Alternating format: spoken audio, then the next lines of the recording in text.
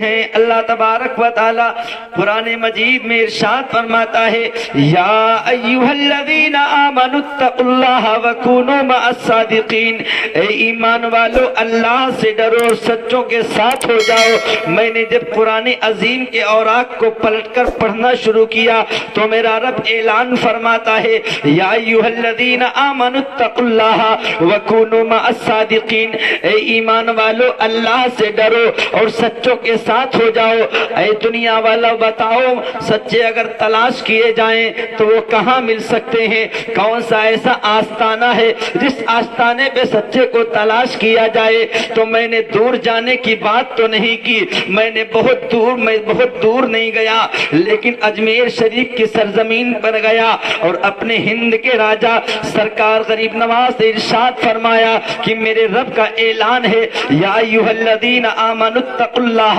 وکونوا مع الصادقین، اے ایمان والو اللہ سے ڈرو اور سچوں کے ساتھ ہو جاؤ۔ جب میں نے غریب نواز کی بارگاہ میں یہ لفظ پڑھے، قرآن عظیم کی آیت کریمہ پڑھی تو وہاں سے درس عبرت ملا۔ اب تم کو کہیں جانے کی ضرورت نہیں ہے، جب اتنا پاور میرے غریب نواز کے اندر آ سکتا ہے تو آپ کربلا جانے کی ضرورت نہیں ہے۔ لیکن یاد رکھیے مصطفیٰ جان رحمت صلی اللہ تعالی علیہ وسلم نے جو اخلاق مصطفیٰ عطا کیا، جو پیکر اخلاق محبت یعنی رسول کریم صلی اللہ تعالی علیہ وسلم سے وہ محبت کا پیغام دیا، جب میرے نبی پاک علیہ السلام نے اپنی امت کو دعوت و تبلیغ کی تو میرے کریم آقا علیہ السلام کی شان کو میں پڑھنا چاہتا ہوں، میں دیکھنا چاہتا ہوں۔ یا رسول اللہ علیہ السلام جب مکے سے چلے تھے تو آپ کے پاس کوئی اوزار نہ تھا، آپ کے پاس کوئی تلوار نہ تھی، آپ کے پاس کوئی انتظام نہ تھا، لیکن یا حبیبی یا رسول اللہ علیہ السلام آپ نہتے مکے سے چلے تو مدینے میں اسلام پھیل گیا، پوری دنیا کے اندر پھیل گیا۔ اب جیسے ایک مثال کے ایگزامپل دینا چاہتا ہوں، جیسے ملک ہندوستان میں اسلام پھیلا، لیکن آؤ میرے ملت کے ساتھیوں، ہندوستان ہی نہیں بلکہ امریکہ، جرمنی، جاپان، ملیشیا، انڈونیشیا، لیکن فقط مصطفیٰ علیہ السلام مکے میں رہ کر پوری دنیا کو تبلیغ کی اور پوری دنیا کو دعوت اسلام دے دیا، لیکن ان کے پاس کوئی لوہے کی تلوار نہ تھی۔ اگر لوہے کی تلوار ہوتی تو وہاں پر گاجل مودی کی طرح لوگوں کے سر تن سے جدا ہو جاتے، لیکن یاد رکھیے مصطفیٰ کریم علیہ السلام کے پاس تلوار کون سی تھی؟ اخلاق حسنہ کی تھی۔ وہ تلوار ایسی تلوار تھی، ارے میرے مصطفیٰ کا رخ بددہا جو دیکھ لیتا تھا آپ کے چہرے عکس میں گم ہو جایا کرتا تھا۔ اسی لیے میں نے کہا ہے کہ زمانہ خدا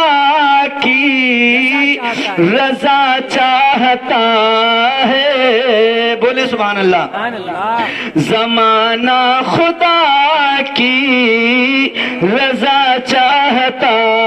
ہے، زمانہ خدا کی رضا چاہتا ہے، خدا مرضی مصطفیٰ چاہتا ہے، خدا مرضی مصطفیٰ چاہتا ہے، خدا مرضی مصطفیٰ چاہتا ہے۔ مریض محبت دوا کیا کرے گا، اجی دوا کیا کرے گا، مریض محبت دوا کیا کرے گا، جو طیبہ کی ٹھنڈی ہوا چاہتا ہے، جو طیبہ کی ٹھنڈی ہوا چاہتا ہے۔ گیا تھا وہ جام شہادت کو پی کر، گیا تھا وہ جام شہادت کو پی کر، گیا تھا وہ جام شہادت کو پی کر، وہ جنت میں بھی کر بلا چاہتا ہے، وہ جنت میں بھی کربلا چاہتا ہے، اور مصیبتوں سے بھی چھو نہیں سکتی، مصیبتوں سے بھی چھو نہیں سکتی، مصیبتوں سے بھی چھو نہیں سکتی، ہمیشہ جو ماں کی دعا چاہتا ہے، ہمیشہ جو ماں کی دعا چاہتا ہے۔ اللہ تبارک و تعالی اپنے محبوب بندوں کو ایسا بنایا، اب میرے محبوب کو پروردگار عالم نے ایسا بنایا، اور ایسا بنایا کہ خالق نے تجھے ایسا طرحدار بنایا، یعنی میرے کریم آقا علیہ الصلوۃ والسلام کو ایسا حسین و جمیل بنایا۔ جبریل فرماتے ہیں کسی ماں نے ایسا بچہ نہیں جنا، یعنی میرے محبوب کا حسن و جمال ایسا تھا کہ میرے نبی کے چہرے پر 70,000 پردے پڑے ہوئے تھے۔ حضرت امی عائشہ فرماتی ہیں یا رسول اللہ علیہ الصلوۃ والسلام، میں آپ کا حسن و جمال دیکھنا چاہتی ہوں، تو میرے نبی فرماتے ہیں عائشہ تمہاری آنکھوں میں وہ تاب نہیں جو میرے حسن کو دیکھ سکو۔ اور میرے ملت کے ساتھیوں، بس بات کو زیادہ طویل نہیں کرنا چاہتا ہوں، اس لیے شادی خانہ آبادی کے موقع پر میلاد مصطفیٰ کا ذکر ہو رہا ہے۔ میلاد مصطفیٰ کا ذکر اذانوں میں ہے، میلاد مصطفیٰ کا ذکر نمازوں میں ہے، میلاد مصطفیٰ کا ذکر کائنات کے چپے چپے میں ہے، مصطفیٰ کا ذکر کائنات کے خطے خطے میں ہے، مصطفیٰ کا ذکر کائنات کے گوشے گوشے میں ہے، مصطفیٰ کا ذکر ہمیشہ ہے اور ہمیشہ رہے گا، اور کل من علیہا فانی ویبقا وجہ ربک ذو الجلال والاکرام۔ مصطفیٰ کا ذکر ہمیشہ سے ہے اور ہمیشہ رہے گا، اور ذکر مصطفیٰ مٹانے والے مٹ گئے تو بریلی کی سرزمین سے میرے اعلیٰ حضرت آپ سب کے اعلیٰ حضرت فرماتے ہیں کہ مٹ گئے مٹتے ہیں، مٹ جائیں گے عادات تیرے، نہ مٹا ہے نہ مٹے گا کبھی چرچا تیرا۔ جب میں نے مصطفیٰ کریم علیہ الصلوۃ والسلام سے محبت کا پیغام لیا تو اب شادی خانہ آبادی کے موقع پر کچھ ایسی باتیں ہونی چاہیے۔ بغداد کی سرزمین پر ایک لڑکی ہے جس کی عمر 14 سال کی ہے، اس نے بارگاہ الہ العالمین میں عرض کیا اے پروردگار عالم، اے پروردگار عالم، جب میری شادی ہو تو میرا شوہر مجھے حافظ قرآن مل جائے۔ اس بچی نے دعا کیا، اب شادی کا وقت قریب آ گیا، باپ نے شادی تلاش کرنا شروع کر دی۔ اتفاق ایسا ہوا بغداد کی سرزمین کا نوجوان تو ملا، اخلاق اچھا تھا، کردار اچھا تھا، لیکن وہ حافظ قرآن نہیں تھا۔ لیکن بیٹی نے دعا کی میرے مالک، میرے معبود، میرے پروردگار عالم، میرا شوہر ہو حافظ قرآن ہو۔ اور میرے ملت کے ساتھیوں سنو مصطفیٰ کا پیغام۔ اس نوجوان بیٹی نے اللہ کی بارگاہ میں التجا کی، لیکن جس سے رشتہ طے ہوا وہ حافظ قرآن نہیں تھا۔ جب حافظ قرآن نہیں تھا، کردار اچھا دیکھا، اخلاق اچھا دیکھا، رشتہ کر دیا گیا۔ جب اس کا رشتہ ہو گیا، شادی ہو گئی، شادی کی پہلی رات تھی، جب شوہر اپنی بیوی کے پاس گیا تو بی بی مایوس تھی، شوہر عرض کرتا ہے میری بیوی آج دن تو خوشی کا ہے، آج مایوسی کیسی؟ تو بیوی عرض کرتی ہے میرے سرتاج ہے، میرے شوہر نامدار، سنو میں مایوس تو اس لیے ہوں، جب سے میں 14 سال کی ہوئی تھی تو میں بارگاہ الہی میں دعا کرتی تھی، اے میرے مالک میرا جو شوہر ہو وہ حافظ قرآن ہو۔ جب اتنا کہا اب شوہر کے دل میں بات آئی کہ بیوی سچ کہہ رہی ہے لیکن وہ حافظ نہیں تھا، وہ حافظ نہیں تھا تو اس نے کہا میں حافظ تو نہیں ہوں لیکن اگر تیرے دل کی تمنا ہے تو جب تک میں حافظ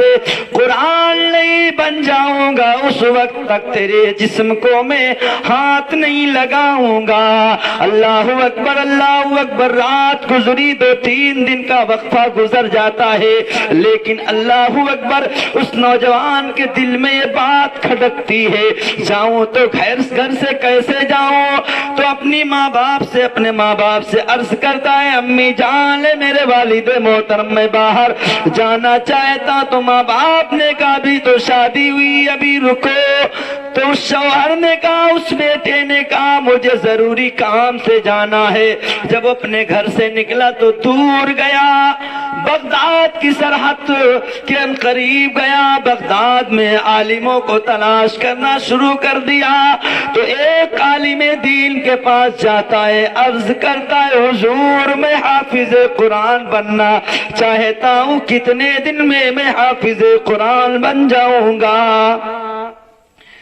جیسے اس نوجوان نے عالم سے پوچھا میں کتنے دنوں میں حافظ قرآن بن جاؤں گا؟ تو عالم نے جواب دیا 3 سال میں تم حافظ قرآن بن جاؤ گے۔ تو اس آدمی نے کہا، اس نوجوان نے کہا 1-2 دن کا راز ہوتا جو چھپا لیتا، لیکن بی بی اور شوہر کے درمیان یہ بات ہوئی کہ میں تیری التجا پوری کروں گا۔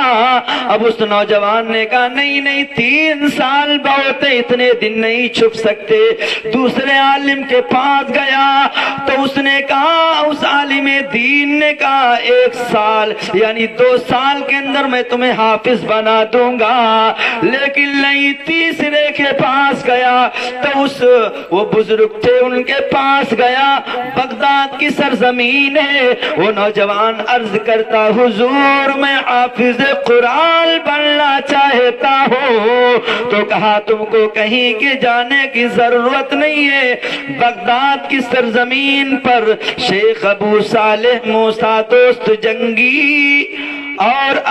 شیخ ابو صالح موسیٰ دوست جنگی کے بیٹے جن کا نام شیخ محی الدین عبد القادر جیلانی بغدادی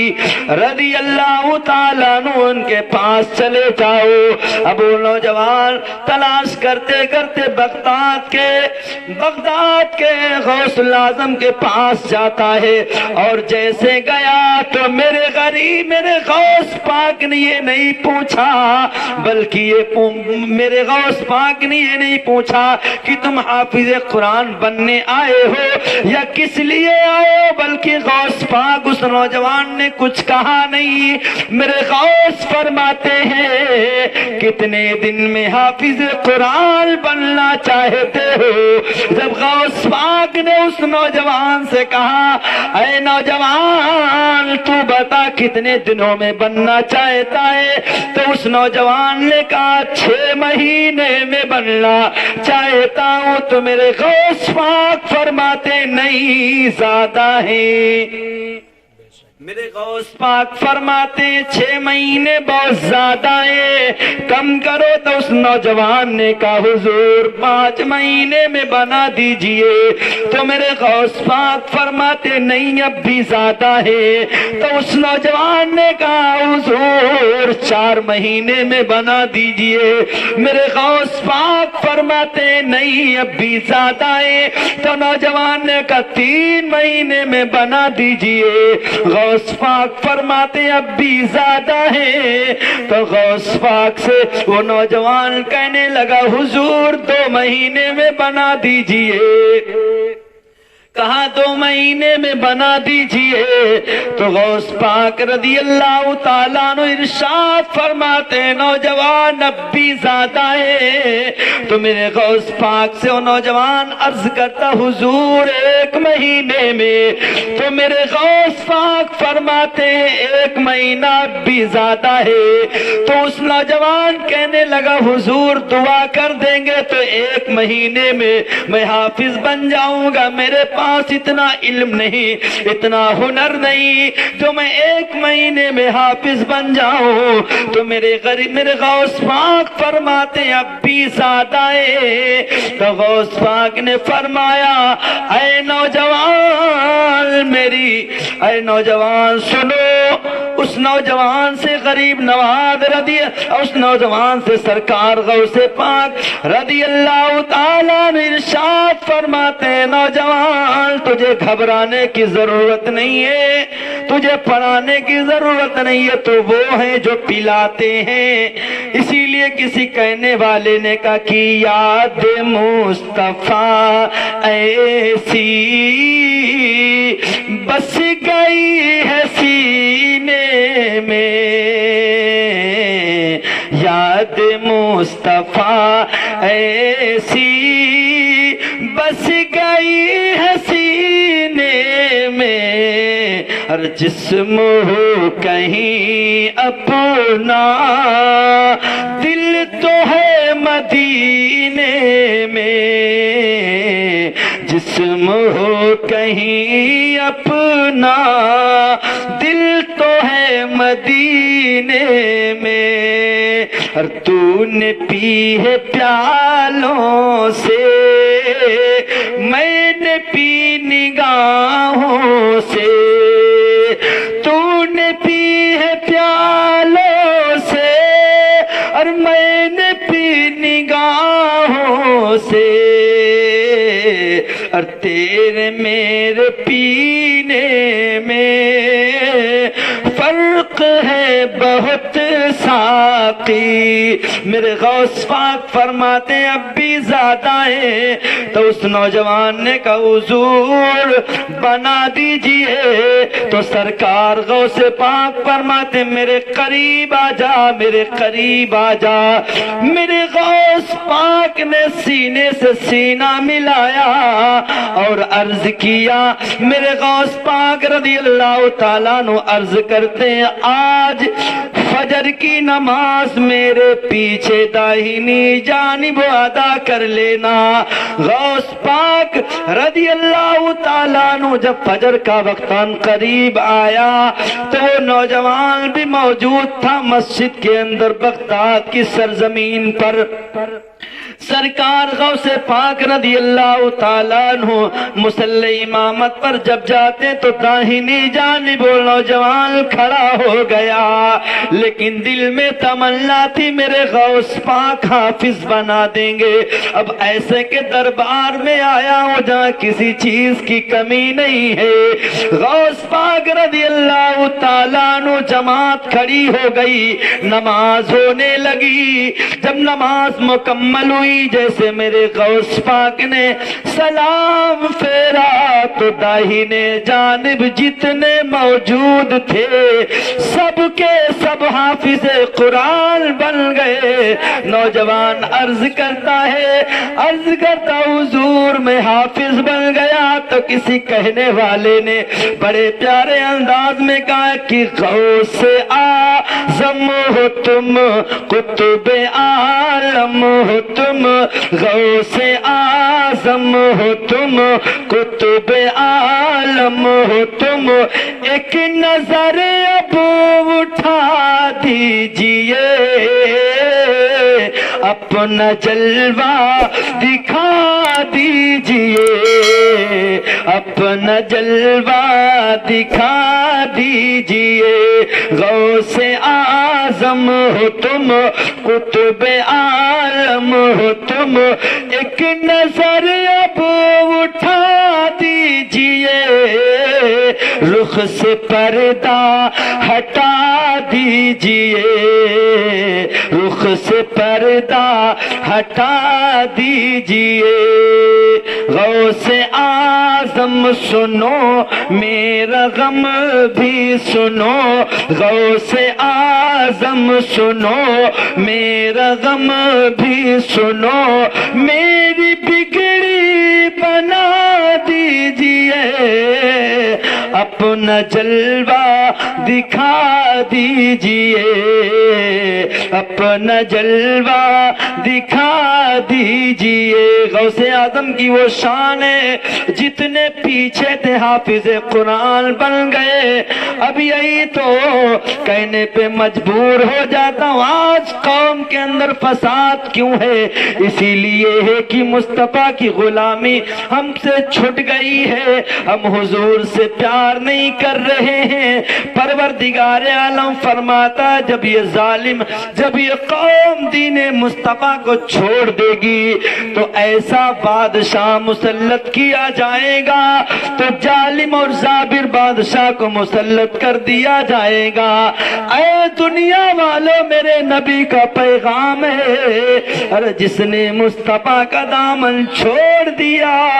اس نے سب کچھ چھوڑ دیا۔ اور یہاں تک کہ میرا رب اعلان کرتا ہے، اے محبوب اگر تم کو پیدا کرنا منظور نہ ہوتا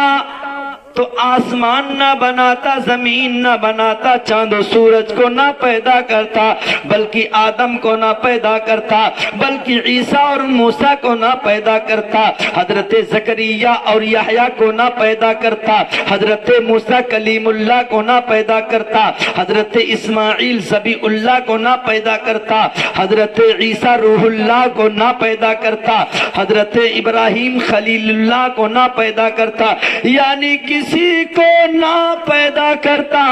بلکہ میرا رب اعلان فرما رہا ہے،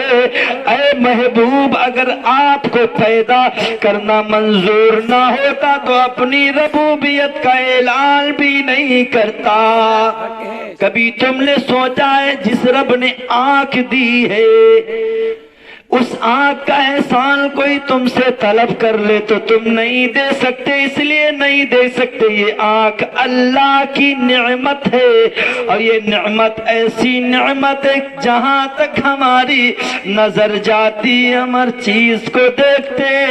اسی آنکھ سے نیکی بھی کرتے ہیں، اسی آنکھ سے نیک کام والی چیزوں کو دیکھتے ہیں، اسی آنکھ سے برے کام والی چیزوں کو دیکھتے ہیں، لیکن اگر رب نے اس پہ پردہ ڈال دیا ہے تو بار بار اسے اکھاڑنے کی کوشش مت کرو۔ جب اپنے رب کے حضور جاؤ تو عرض کر دو تو میرا مالک ہے، میں تیرا بندہ ہوں، تو میرا خالق ہے، میں تیرا بندہ ہوں، اے رب ذوالجلال میرے اور آپ کے بیچ میں کوئی حجاب نہیں ہے۔ جب بندہ کہتا ہے سبحان ربی الاعلی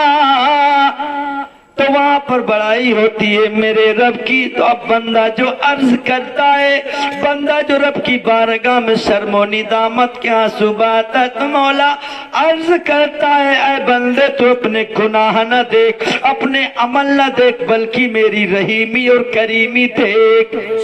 ہے دنیا میں کوئی ایسی ذات جس کے صدقے میں ہم اور آپ پیدا کیے گئے ہیں؟ ارے میں تو یہ کہتا ہوں ایک فرشتے سے ایک انسان نے کہا کاش میں فرشتہ ہوتا تو غلطی نہ ہوتی، تو فرشتے نے مڑ کر جواب دیا کاش میں انسان ہوتا تو اپنے نبی کا امتی ہوتا۔ فرشتہ کہہ رہا ہے کہ فرشتہ کہہ رہا کاش میں انسان ہوتا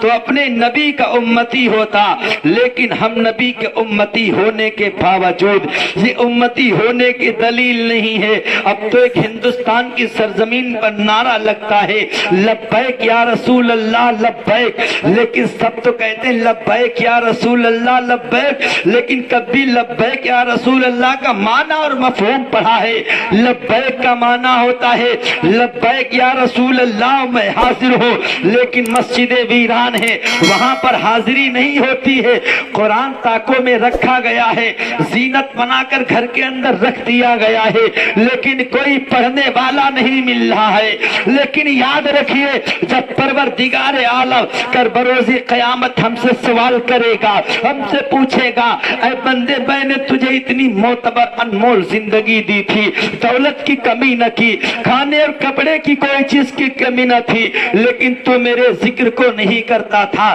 تو میری حمد و ثنا بیان نہیں کرتا تھا۔ ارے یہاں تک کہ میں یہ کہنا چاہتا ہوں وہاں پر آپ کے ذکر کی ضرورت نہیں ہے، کیونکہ نماز تم پر فرض ہے، وہاں پر تو عبادت کرنے والے ابراہیم بھی ہیں، وہاں پر تو عبادت کرنے والے حضرت ابراہیم نے بیٹے کی گردن پر چھری رکھ دیا لیکن اس تک نہیں کہا، وہاں پر تو یہ ہے حضرت زکریا علیہ السلام آرا سے چرنا پسند کیا لیکن اس تک نہیں کیا، وہاں پر عبادت کرنے والوں کی کمی نہیں ہے، وہاں پر تو ایسا ماحول ہے، حضرت امیر حمزہ کو کلیجہ چبایا گیا لیکن وہاں پر کوئی شکوہ گلہ نہیں کیا گیا، لیکن یہاں سب چیز موجود ہے، دنیا کی ہر چیز موجود ہے، بلکہ میں کہتا ہوں ہندوستان کی سرزمین کا رہنے والا ایک عالم دین جس کو علامہ فضل خیر آبادی کہا جاتا ہے، علامہ فضل خیر آبادی سے کسی نے کہا تھا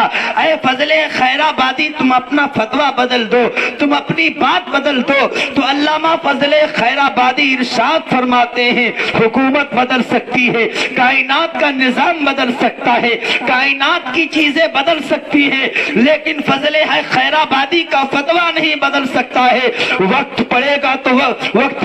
تو حکومت بدل سکتے ہیں لیکن اپنی بات کو نہیں بدل سکتے ہیں۔ لیکن یاد رکھیے اگر